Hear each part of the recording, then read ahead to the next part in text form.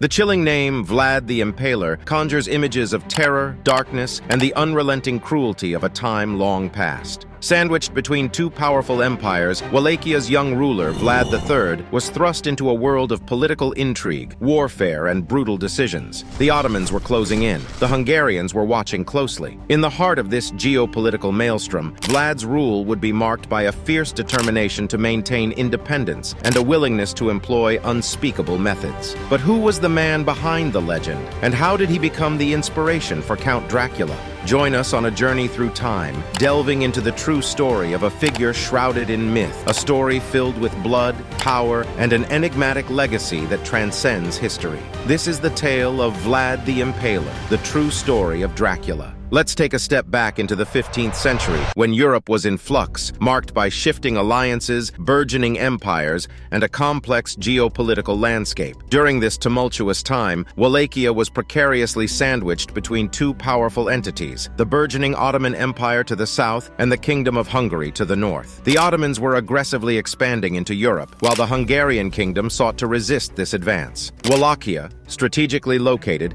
became a vital battleground and buffer zone. Vlad III ascended to the throne in this hotbed of political intrigue. His rule would be characterized by a brutal determination to maintain Wallachia's independence and a willingness to play both sides. Vlad III, commonly known as Vlad the Impaler, was born in 1431 in the fortress of Sighisoara, in what is now Romania. His early life was fraught with political intrigue and personal hardship, experiences that undoubtedly shaped the ruler he would become.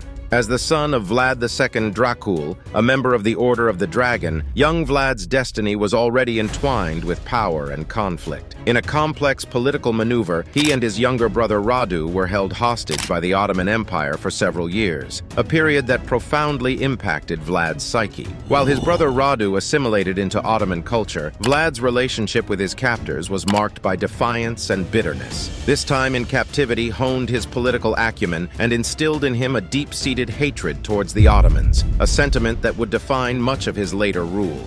Adding to this turbulent upbringing, his father, Vlad II, was assassinated in 1447 by rival factions in league with the Hungarians, and his older brother Mircea was brutally murdered. These tragic and violent events likely contributed to Vlad's infamously cruel and uncompromising nature. His early years, filled with betrayal, political intrigue, and personal loss, set the stage for a reign synonymous with ruthless brutality and determined leadership. Vlad III's rule over Wallachia was marked by several reigns, reflecting the turbulent political landscape of the time. He ascended to the throne in 1448, but was quickly deposed, only to regain power in 1456. During his multiple reigns, Vlad's fierce resistance against the Ottomans became legendary as he fought to maintain Wallachian sovereignty against an expanding empire. Perhaps the most notable episode in this struggle was the night attack in 1462, where Vlad launched a daring and almost successful assassination attempt on Sultan Mehmed II,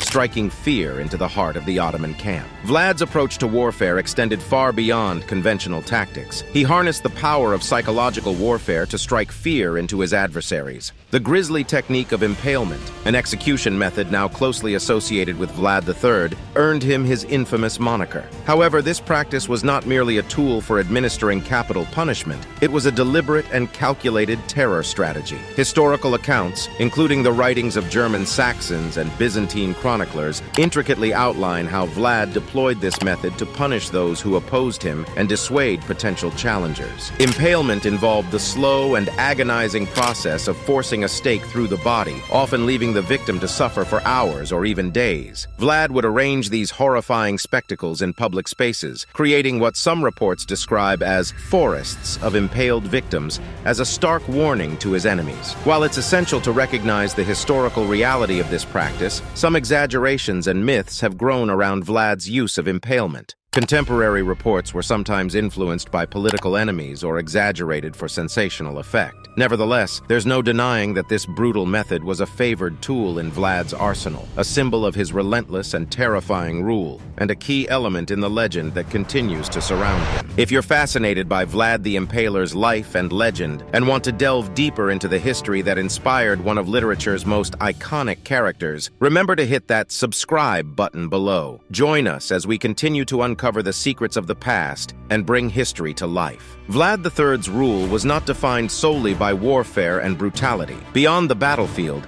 he implemented a series of administrative reforms and policies to consolidate his power and strengthen Wallachhia's independence. A significant aspect of his rule was his treatment of the boyars, the local nobility, whom he viewed with suspicion and often treated with outright hostility. Many of these nobles were involved in the political machinations that led to the death of his father and brother, and Vlad's subsequent dealings with them were marked by purges and redistribution of their lands to those loyal to him.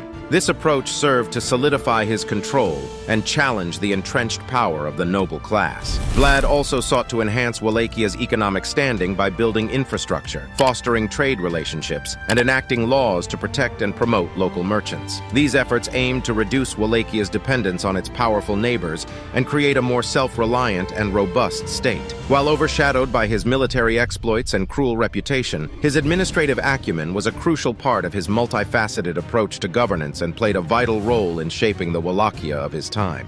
The transformation of Vlad III into the fictional Count Dracula began with Irish author Bram Stoker and his iconic novel Dracula, published in 1897. Stoker's inspiration for Count Dracula's character likely stemmed from various sources, including Eastern European folklore and historical accounts of Vlad III's brutal reign. It's believed that Stoker may have learned about Vlad through his reading of historical texts and his conversations with a Hungarian friend and fellow author, Armin Vambery. However, the character of Count Dracula is not a direct portrayal of Vlad III, but rather a blend of historical elements, myths, and Stoker's imagination. While Vlad was a prince known for his fierce leadership and brutal methods of punishment, Count Dracula is a supernatural vampire endowed with mystical powers and a thirst for blood. The connection between the two figures lies in the thematic overlap of terror, power, and a dark charisma that resonates with readers and audiences alike. The transformation of Vlad the Impaler into Dracula represents an intriguing amalgamation of history and fiction, leading to one of the most enduring and fascinating characters in literary and cinematic history.